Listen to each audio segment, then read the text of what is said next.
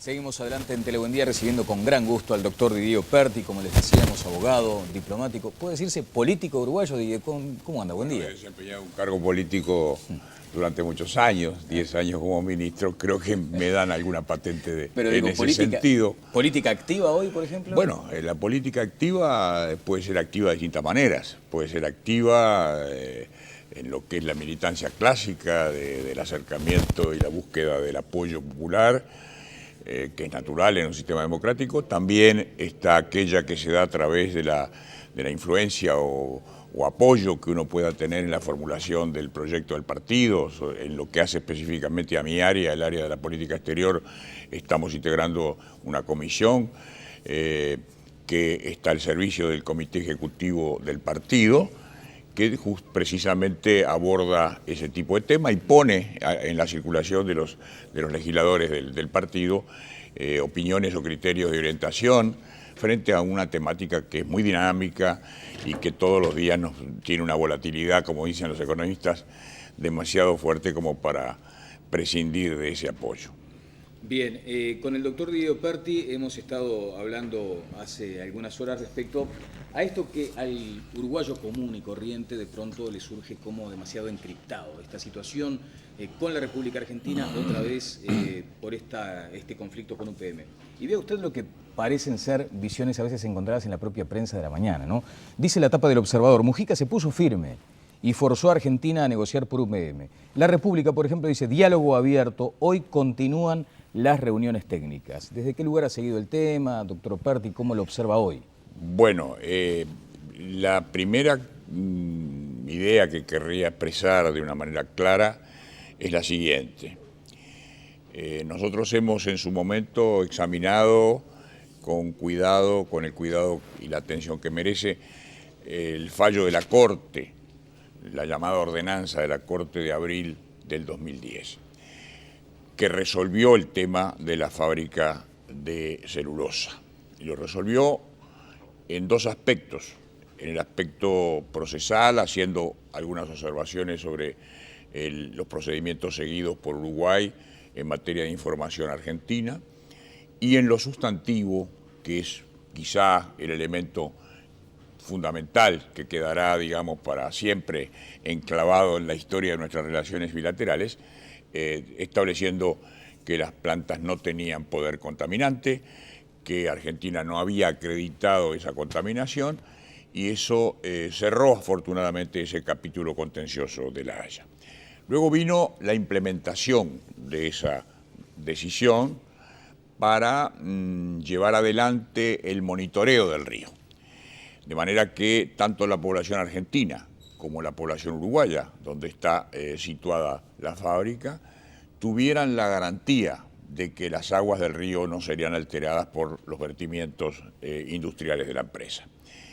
Ese acuerdo de monitoreo, suscrito entre las dos partes mediante cartas reversales intercambiadas, empezó a funcionar con el apoyo de un comité científico integrado por 4 personas, 2 de cada país, que fueron volcando sobre la comisión, sobre la CARU, la Comisión Administradora del Río Uruguay, su información tras las visitas correspondientes a la planta. Ese monitoreo ya lleva casi 3 años, ese monitoreo está permanentemente en curso, no se interrumpe, y ese monitoreo hasta ahora no ha detectado episodios de significación, episodios, diría yo, relevantes en lo que hace al comportamiento de la planta con relación al vertimiento de elementos que pudieran alterar o modificar la calidad de las aguas del río.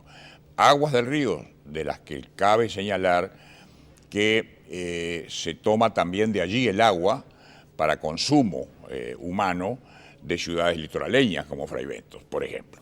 Quiere decir, por lo tanto, que el interés en mantener la mejor condición de calidad de las aguas no es solo de Argentina, es también nuestro, como es obvio, claro, como es natural.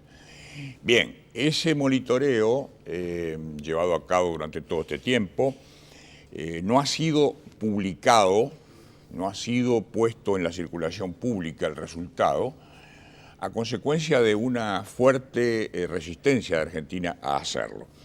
Yo no voy a entrar en el detalle de si esa resistencia tiene algún fundamento o no.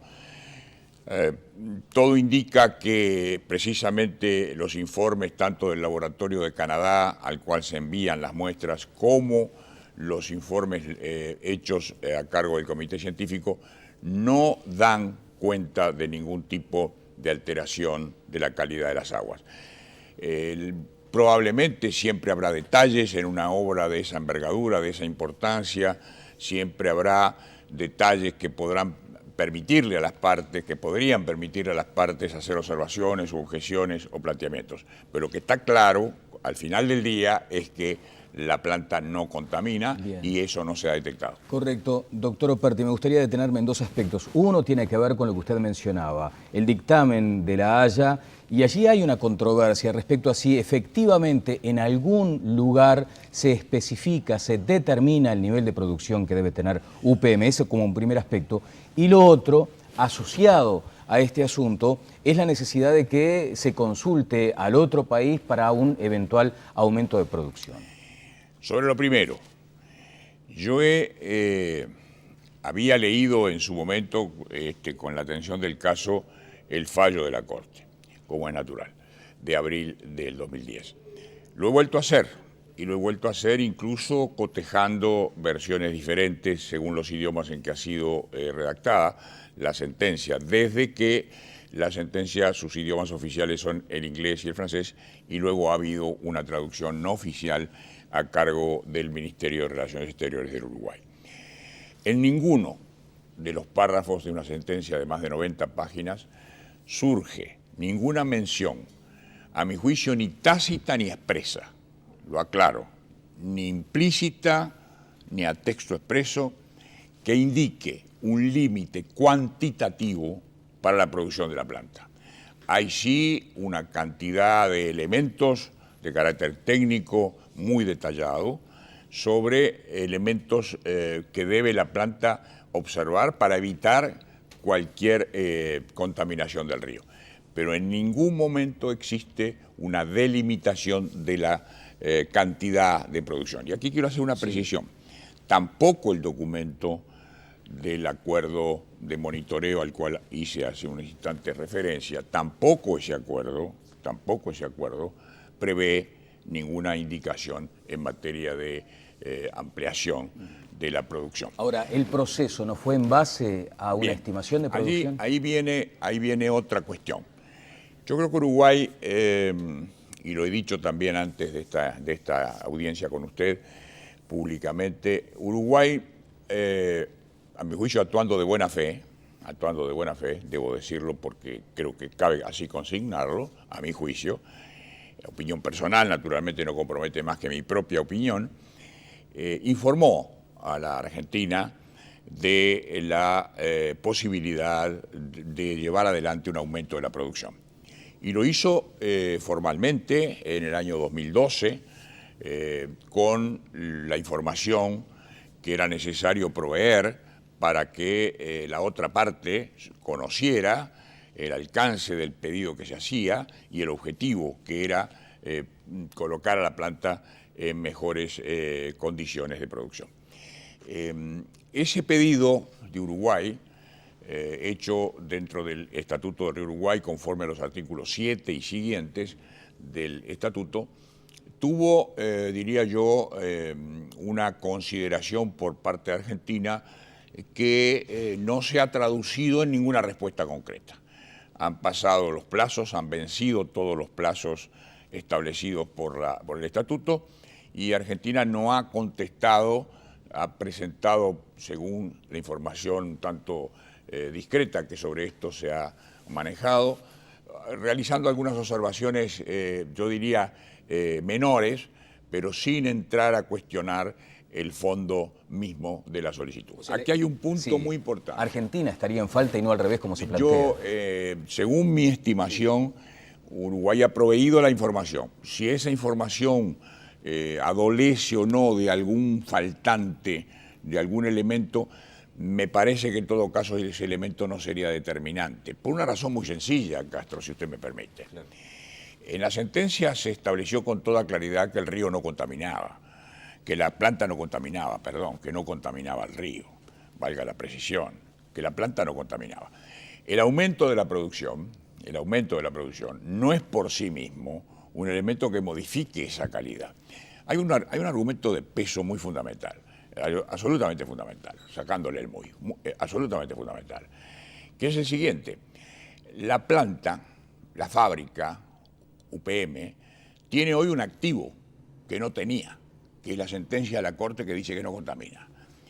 Es razonable pensar que mediante un simple aumento de producción, la empresa y con ella el país correría el riesgo, tomaría a su cargo la dificultad de modificar la calidad de las aguas por un mero aumento de la producción. Ahora, ¿por qué el presidente de la República da a entender de que la producción, el aumento de la producción solo será aprobado si previamente la empresa cumple con otras requisitorias ambientales? Esas son exigencias que derivan de la vista del funcionamiento de la planta. Toda industria tiene también una dinámica, tiene una evolución y tiene una verificación in situ, valga decirlo, en el terreno mismo, de si el funcionamiento es 100% adecuado a las pautas o si hay algún elemento a corregir. Yo no le atribuyo a esa exigencia o condicionamiento a la que usted alude otra importancia más que el mejoramiento mismo de la planta, pero de ninguna manera la contrapartida de que hoy hubiere contaminación. Para decirlo de otro modo, esto no elimina contaminación porque no hay contaminación. Hay dos elementos que fueron los citados previamente que parece sostienen algunas posturas argentinas como las del embajador Dante Dovena. Si me permite, doctor Perti, vamos a escuchar muy brevemente lo que decía hace algunas horas el embajador argentino. Nosotros apostamos a que haya un acuerdo. ¿Esto es político o técnico, embajador? Es técnico y político, son las dos cosas. Si hay un incumplimiento técnico por las cuestiones de polución, por las cuestiones de contaminación, deriva necesariamente luego en una decisión política de acuerdo, ¿o no? Pero los datos del monitoreo todavía no se conocen del comité científico. Sí, algunos datos sí. Hay 40 datos de mínima que se conocen. Tenemos nosotros observaciones precisas sobre el tema de la temperatura, sobre el tema de la cantidad de fósforo emitida por la planta, sobre el tema de toxicología. ¿El arreglo, fósforo y bajar la temperatura de los efluentes? Mañana te lo digo. ¿Y qué son estos 40 datos? ¿Hoy la planta contamina? ¿Con la información técnica que tiene hoy Argentina, cree que la planta contamina? Porque no la ha difundido. Todas las plantas productoras de papel contaminan. ¿Contamina más allá de lo aceptable? Bueno, eso es justamente la discusión, que no contamine más allá de lo aceptable. Todas las plantas contaminan, decía el embajador Dante Dovena, y aludía a las emisiones de fósforo y a la temperatura del agua. Bueno, son dos elementos distintos, o dos afirmaciones distintas. Una es una afirmación genérica, todas las plantas contaminan. Bueno, la industria del papel está extendida en el mundo y naturalmente esa industria, como otras, está sujeta a ese balance entre producir y contaminar.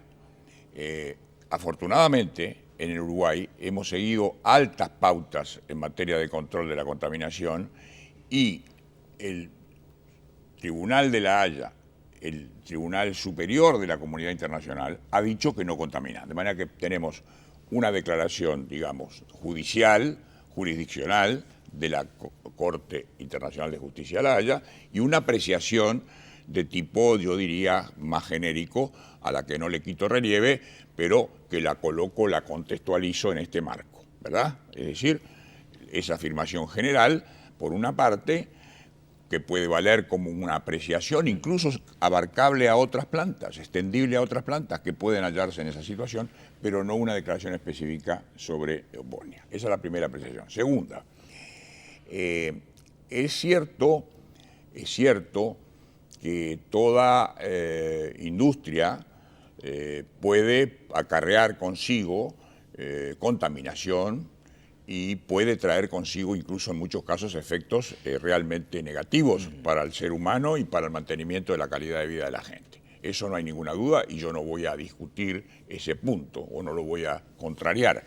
Simplemente lo que digo es que en este caso particular se han tomado todas las previsiones para evitar que eso suceda.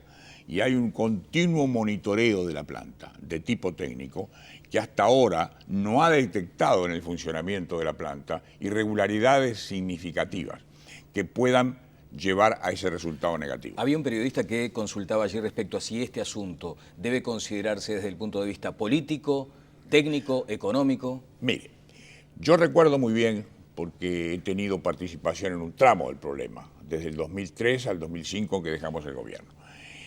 Y en ese lapso hubo una apuesta a la voluntad técnica muy fuerte, muy vigorosa, en el sentido de decir, señores, esta obra está en territorio uruguayo, esta obra toma del río 100 litros, le devuelve 80 y se queda con 20 incorporados al proceso industrial. Veamos que esos 80 litros que le devuelve al río no estén contaminados. Y todo el esfuerzo de la Dinama, todo el esfuerzo de las autoridades competentes estuvo dirigido en ese sentido.